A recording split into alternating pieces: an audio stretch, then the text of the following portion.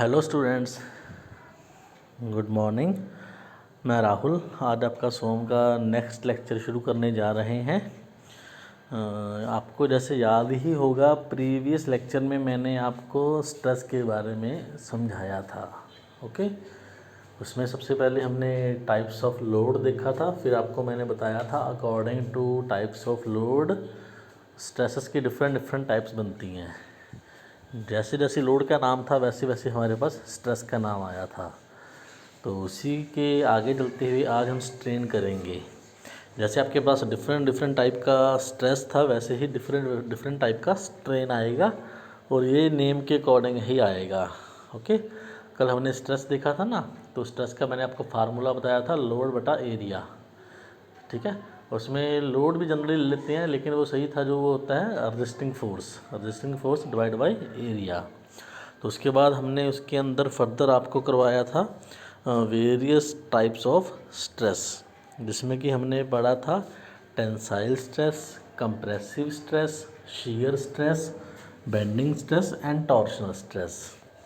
और उसमें पहले तीन आपको मैंने अच्छे से समझाए भी थे, जो कि हमारा था tensile stress, compressive stress and shear stress. Bending और टॉर्शनल मैंने छोड़ दिया था, आपको बताया था इसके आपको 2 फुल फ्लैज चैप्टर ही आएंगे सोम के अंदर ही आगे जाकर, तो वहाँ पे हम उसको डिस्कस करेंगे और अच्छे से। ओके, तो आज उससे आगे फर्दर चलते हैं। आज आपको टॉपिक करवाऊँगा मैं स्ट्रेन। छोटा सा टॉपिक है, बस यही आज करेंगे, क्योंकि इसके साथ आपका बेसिक स्ट्रेस एंड स्ट्रेन का फंडा ओके हो जाएगा। इसके बाद नेक्स्ट हम कैरी ओवर करेंगे अगले चैप्टर के ऊपर। ओके, जिसमें कि हम स्ट्रेस स्ट्रेन से आगे जाके बातें करेंगे।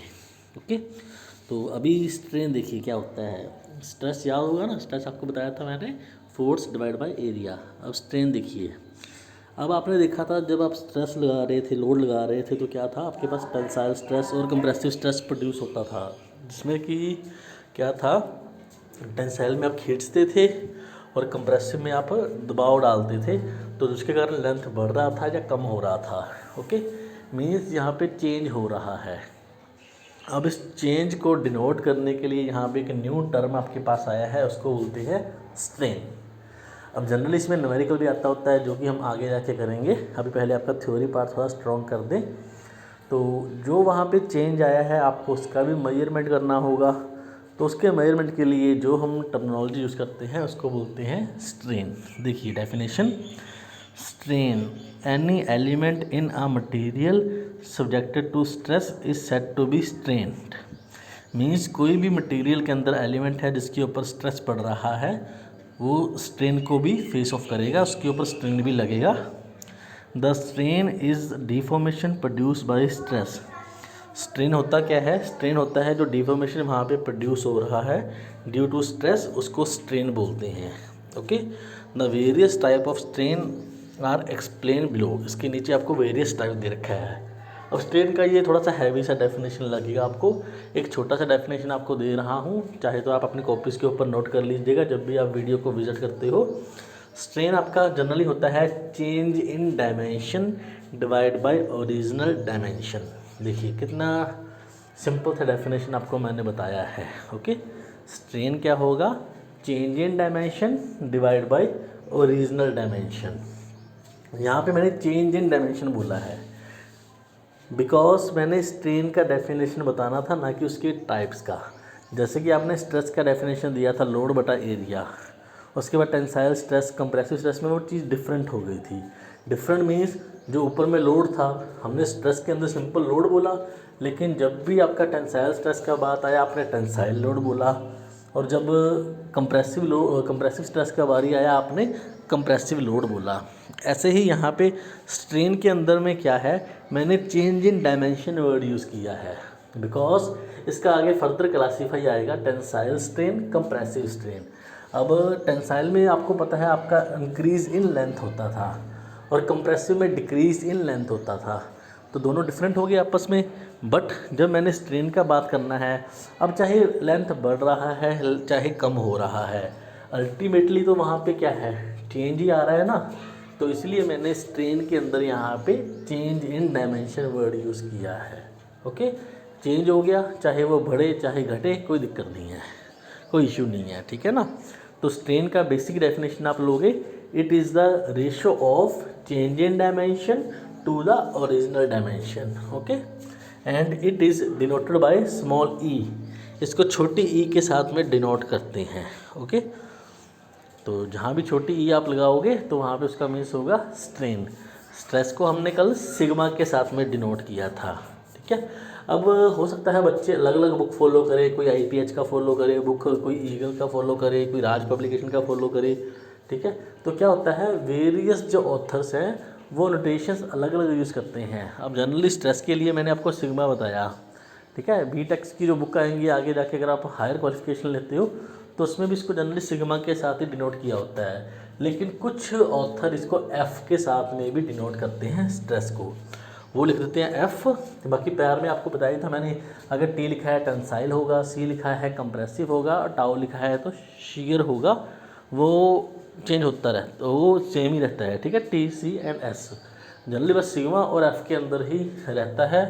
जो डाउट रहता है बच्चों को तो कंफ्यूज नहीं होना, ये आपके ऊपर, आप F और सिग्मा कोई भी एक नोटेशन याद कर सकते हो। हम यहाँ पे अपनी स्टडी के अंदर जनरली सिग्मा ही लेके चलेंगे, ओके। वो सिग्मा स्ट्रेस के लिए था, और स्ट्रेन के लिए आपको बताया मैंने अभी स्मॉल ई, ओके। तो स्ट्रेन का डेफिनेशन आपको क्लियर हो गया होगा। क्या बोला है मैंने, change in dimension divide by original dimension. अब एक छोटा सा होमवर्क दे रहा हूँ, कमेंट सेक्शन में जाके आपने मेरे को बताना है स्ट्रेन का यूनिट क्या होगा। अब आपको याद होगा कल मैंने आपको स्ट्रेस का यूनिट बताया था, न्यूटन बटा मीटर स्क्वायर और न्यूटन बटा mm स्क्वायर और किलो न्यूटन बटा मीटर स्क्वायर। मीन्स ऊपर में आपका लोड वाला यूनिट आएगा जो कि न्यूटन और किलो न्यूटन हो सकता है, और नीचे में आपका मीटर स्क्वायर और mm स्क्वायर आएगा, ओके। तो ऐसे ही आज आपने कमेंट सेक्शन के अंदर स्ट्रेन का यूनिट वहाँ पे लिखना है। कोशिश कीजिएगा सही आंसर हो, गलत आंसर हो, बट रिप्लाई ज़रूर कीजिएगा, ठीक है ना। तो एक मोटिवेशन ही होता है बच्चों को भी, हाँ हम कोशिश कर रहे हैं। हेजिटेशन बिल्कुल नहीं लाना अपने अंदर में, ठीक है ना। तो ये स्ट्रेन हो गया, change in dimension divide by original dimension. अब आगे इसका टाइप्स का बात करते हैं। देखिए सबसे पहले इसका आ गया टेंसाइल स्ट्रेन। अब कल भी आपको मैंने याद करने का इजी ट्रिक बताया था, स्ट्रेस याद कर लीजिए, उसके बाद बस टेंसाइल, कंप्रेसिव और शीयर रहेगा। टेंसाइल में खिंचाव आएगा और कंप्रेसिव में दबाव आएगा, और शीयर में वो स्लाइड ऑफ कर जाएगा, शीयर ऑफ हो जाएगा। ऐसे ही स्ट्रेन के अंदर रहता है। यहाँ जो लिखा हुआ है उसके अलावा आपको बता रहा हूँ मैं बेसिक जनरली सिंपल लैंग्वेज में। अब जब भी टेंसाइल का बात करेगा, ठीक है ना, तो वहाँ पे इंक्रीज इन लेंथ होगा, क्योंकि टेंसाइल क्या करता है, बॉडी को खींचते हैं हम टेंसाइल लोड लगा के। अगर बॉडी को खींच रहे हैं तो वहाँ पे उसका इंक्रीज इन लेंथ आएगा। तो फार्मूला बन जाएगा increase in length divide by original length. देखिए यहाँ पे अब क्या लिखा हुआ है, ये ना यहाँ पे डेफिनेशन थोड़ी हार्ड रहेंगी, क्योंकि ये जो आज की मैंने ये PDF उठाई है ना, ये BTEC की बुक में से उठाई है, ठीक है ना। तो इसको मैं आपको सिंपल लैंग्वेज में समझा रहा हूँ, चाहे तो आप अपने नोट्स बना सकते हो उसके साथ ही, या अदरवाइज़ आपको मैं इसकी PDF तो आज ग्रुप में डाल ही रहा हूँ। फर्दर आपको मैं मंडे होली का छुट्टी रहेगा तो ट्यूसडे आपको मैं आपकी जो डिप्लोमा की बुक का उसमें से भी PDF बना के आपको सेंड कर दूँगा for your further studies, okay. तो देखिए इसको समझने की कोशिश कीजिएगा, कोई हार्ड नहीं है इतना। क्या लिखा हुआ है यहाँ पे, टेंसाइल स्ट्रेन। देखिए a piece of material with uniform cross section subjected to a uniform axial tensile stress। कुछ नहीं है, वो सिंपली बोल रहा है आपके पास एक वर्क पीस था, आप उसके ऊपर टेंसाइल लोड लगा रहे हो, ठीक है। Will increase its length from L to L plus delta L। बोलते हैं पहले उसका लेंथ L था, अब जब आपने इसके ऊपर लोड लगाया तो उसका लेंथ बढ़ के L प्लस डेल्टा L हो गया है। And the increase of length delta L is the actual deformation of the material. Deformation means होता है चेंज, ठीक है। तो मीन्स जब आपका यहाँ पे चेंज क्या आया, बाद में लेंथ आपका L प्लस डेल्टा L हो गया है, पहले आपका लेंथ L था, दोनों को माइनस करोगे तो अल्टीमेटली आपके पास डेल्टा L बचेगा ना। तो डेल्टा L यहाँ पे क्या है, जो चेंज यहाँ पे आया है। नेक्स्ट इसका फार्मूला लिख दिया बस इसने। अब E, छोटी ई, स्मॉल ई, आपको मैंने पहले ही बताया था, जो स्मॉल ई है ये डिनोट करती है स्ट्रेन को। स्मॉल टी ई के पैर में T लिखा हुआ है, T स्टैंड्स फॉर टेंसाइल। अब यहाँ पे डेल्टा L बाई L आ गया। Delta L means deformation, divide by L means length, ठीक है। अब ये फार्मूला में तो आप इसको ऐसे दिखा सकते हो, लेकिन अगर इन वर्ड्स में आपने ये फार्मूला लिखना होता, मीन्स आप लिखोगे ना यहाँ पे ये जो आपने लिखा है E T is equal to delta L बटा एल, इससे पहले आप एक लाइन लिखते होते हो ना, जैसे स्ट्रेन इज इक्वल टू, अब डेल्टा एल यहाँ पे क्या आएगा आपका, डिफॉर्मेशन तो है ही, लेकिन आप अगर इन वर्ड्स में इसको लिखना चाहो तो आप लिखोगे इंक्रीज इन लेंथ, ठीक है ना, क्योंकि लेंथ यहाँ पे बढ़ रहा है टेंसाइल के अंदर में, डिवाइड बाय ओरिजिनल लेंथ। देखिए डायग्राम में भी यही दिखा रखा है, देखिए पहले लेंथ एल था, आप इसको खींचते जा रहे हो तो यहाँ पे जो डॉटेड लाइन शो कर रहा है ना डेल्टा एल के ऊपर में, तो ये शो कर रहा है आपका जो यहाँ पे चेंज आया है लेंथ के अंडर में। तो ये आपका हो गया टेंसाइल का फंडा। ओके, द नेक्स्ट कंप्रेसिव, पहले इसका फार्मूला देखिए, टेंसाइल और कंप्रेसिव का फार्मूला सेम है ना, लेकिन यहाँ पे डिफरेंस है। डिफरेंस क्या है, वही डेल्टा एल का आपको बता रहा हूँ मैं बार बार। जो टेंसाइल के अंदर में डेल्टा एल है वो इंक्रीज इन लेंथ है, और जो कंप्रेसिव में डेल्टा एल है वो डिक्रीज इन लेंथ है, वहाँ पे लेंथ आपका कम हो रहा है। ओके, अब देखिए क्या लिखा है यहाँ पे, under compressive forces a similar price of material would be reduce in length from L two L minus delta L. अब वहाँ पे एल प्लस डेल्टा एल था क्योंकि लेंथ बढ़ रहा था, बट यहाँ पे एल माइनस डेल्टा एल है बिकॉज लेंथ आपका यहाँ पे कम हो रहा है।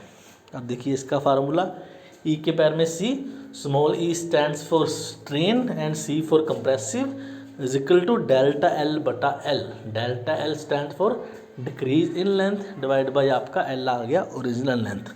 अब इसकी डायग्राम देखिए, अब यहाँ पे लेंथ डिक्रीज़ हो रहा है, इसलिए डॉटेड लाइन जो है बॉडी के अंदर में आ गई है, शिफ्ट हो गई है, और ये भी आपका डेल्टा एल के साथ डिनोट कर रखा है, बट यहाँ पे ये रहेगा decrease in length. Okay, got it.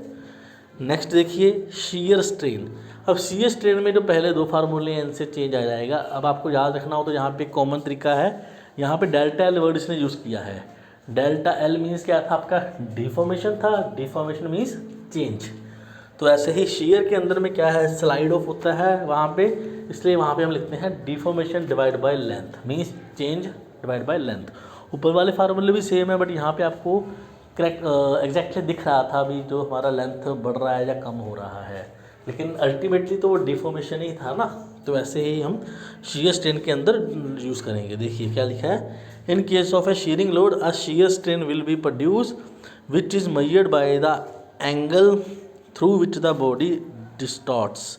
अब यहाँ पे एंगल की फॉर्म में इसको देखेंगे, क्योंकि वो शीयर ऑफ हो रहा है, shear of means of slide कर रहा है, स्लाइड कर रहा है तो मीन्स वो थोड़ा सा आगे शिफ्ट कर जाएगा, तो वहाँ पे हम एंगल के साथ में इसका स्टडी करेंगे। ये कुछ नहीं है कि आपने यार वो चांद उठा के डी उठा के एंगल को मेजर करना है, ऐसा कुछ नहीं है, वो ड्राइंग तक सीमित है, यहाँ पे कुछ नहीं है। यहाँ पे आपको न्यूमेरिकल के अंदर जा तो एंगल गिवन होगा या एंगल फाइंड आउट करने को बोला जाएगा, ठीक है, सिर्फ न्यूमेरिकली पर्पज़ के लिए है ये, ऐसा नहीं है कि चांद उठा के इसको हमने मेजर करना होगा। ओके, तो इसका जस्ट सिंपल फार्मूला ही आपको याद करवाऊंगा आगे जाके, क्योंकि जो शीयर वाला फंडा है ना आपका, ये टॉर्शन चैप्टर के अंदर ज़्यादा काम में आएगा, तो वहाँ पे आपको इसको मैं डिटेल में समझाऊंगा। यहाँ पे आपने सिर्फ टाइप ऑफ स्ट्रेन के अंडर में इसको याद कर लेना है बस, ठीक है ना। तो स्ट्रेन का यहाँ पे हमने टाइप कौन कौन सा देख लिया, tensile strain, compressive strain, shear strain, ठीक है।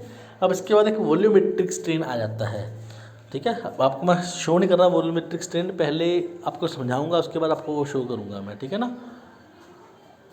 अब टेंसाइल के अंदर में हमारा चेंज इन लेंथ आया था, कंप्रेसिव में भी चेंज इन लेंथ था, टेंसाइल में लेंथ बढ़ गया था, कंप्रेसिव में कम हो गया था।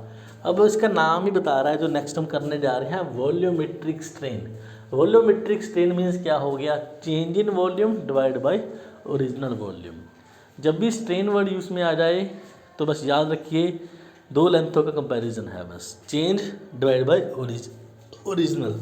तो वॉल्यूमेट्रिक के अंदर में क्या आ जाएगा, change in volume divide by original volume. देखिए it is defined as the ratio between change in volume and original volume, ठीक है ना। अब यहाँ पे ई स्टैंड्स फॉर स्ट्रेन, उसके पैर में वी है, वी स्टैंड्स फॉर वॉल्यूमेट्रिक।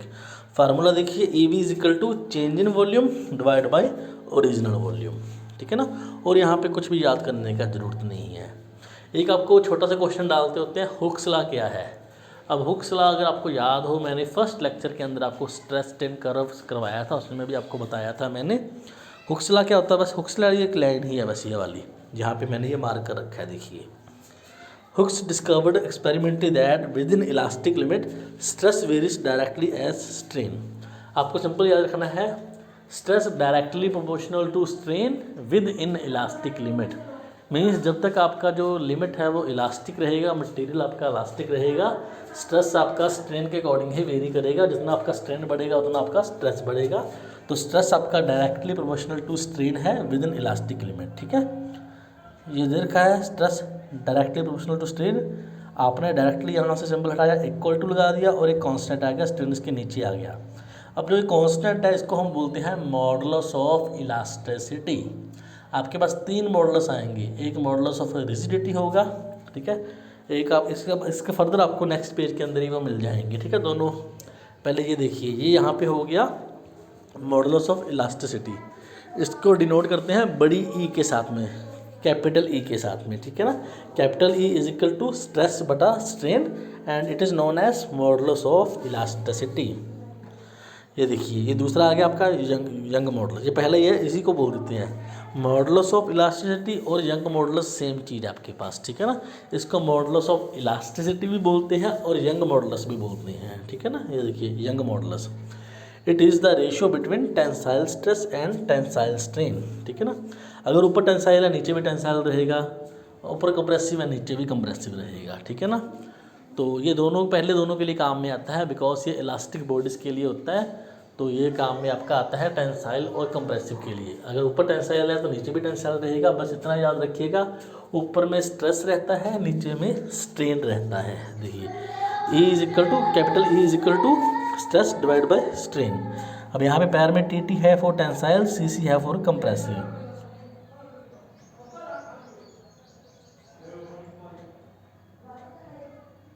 तो ये आपके पास था, तो ये आपके पास था यंग मॉडुलस। देन आपके पास आ गया मॉडुलस ऑफ रिजिडिटी। ठीक है जी, अब मॉडुलस ऑफ रिजिडिटी में देखिए क्या है, it is defined as the ratio of shear stress to shear strain. अब पहले में हमारा बात हुआ था कंप्रेसिव और टेंसाइल का, शीयर बच गया, शीयर आपका मॉडुलस ऑफ रिजिडिटी में आ गया है। ठीक है ना, ऊपर में स्ट्रेस रहेगा नीचे में स्ट्रेन रहेगा, तो ऊपर में आ गया shear stress divide bye shear strain. ठीक है, इसको डिनोट करते हैं सी के साथ में और जी के साथ में। एन के साथ में मत याद कीजिएगा, जनरली आपको बुक्स में सी और जी ही मिलेगा। ओके, तो ये आपका था modulus of rigidity. Then last आपका होता है बल्क मॉडुलस, इसको बोलते हैं वॉल्यूम मॉडुलस ऑफ इलास्टिसिटी। इसको के के साथ में डिनोट करते हैं। ये आपका देखिए यहाँ आता है normal stress divide bye volumetric strain. अब देखिए, आपको मैंने स्ट्रेन का 4 टाइप करवाया था, टेंसाइल कंप्रेसिव वो पहले में आ गया आपका मॉडुलस ऑफ इलास्टिसिटी में, दूसरा शीयर था वो मॉडुलस ऑफ रिजिडिटी में, और तीसरा वॉल्यूमेट्रिक था वो आपका आएगा यहाँ पे बल्क मॉडुलस के अंदर में। ठीक है जी, तो ये रहता है it is the ratio of normal stress to the volumetric strain. Okay, इसको के साथ डिनोट करते हैं। तो ये आपके कुछ कांस्टेंट थे, ये 3 कांस्टेंट रहते हैं और स्ट्रेन का फंडा था। इसको कर लीजिएगा, फर्स्ट चैप्टर में आपका यही था, स्ट्रेस और स्ट्रेन क्या होता है। इससे आगे फर्दर चलेंगे, इसको ध्यान से देखिएगा। सोम जनरली न्यूमेरिकली सब्जेक्ट है, इसमें न्यूमेरिकल्स भी आएंगे, लेकिन आपको वो फर्दर देखते हैं, आपका ऑफलाइन क्लासेस की वेट करते हैं तो कॉलेज में करवाएंगे बोर्ड के ऊपर। अगर ऑफलाइन क्लासेस नहीं हो पाता है देन नेक्स्ट आपके जैसे लेक्चर चलेंगे, उसमें आपको न्यूमेरिकली सब्जेक्ट शुरू करवा देंगे। एक बेसिक इंट्रोडक्शन आपको मैंने दे दिया है, स्ट्रेस एंड स्ट्रेन क्या होता है, हमारा सब्जेक्ट है क्या कुछ। इसके आगे पहले थ्योरी पोर्शन ही कवर करने की कोशिश करेंगे, तो इसको ध्यान से देखिएगा। कोई भी दिक्कत हो, डाउट हो, then you can ask me. Okay, और एक क्वेश्चन पूछा था मैंने आपको आज के लेक्चर के अंदर, स्ट्रेन का यूनिट, वो आपने कमेंट सेक्शन में यहाँ पे मार्क करना है। ओके, चलिए मिलते हैं नेक्स्ट लेक्चर के अंदर। Okay, bye bye.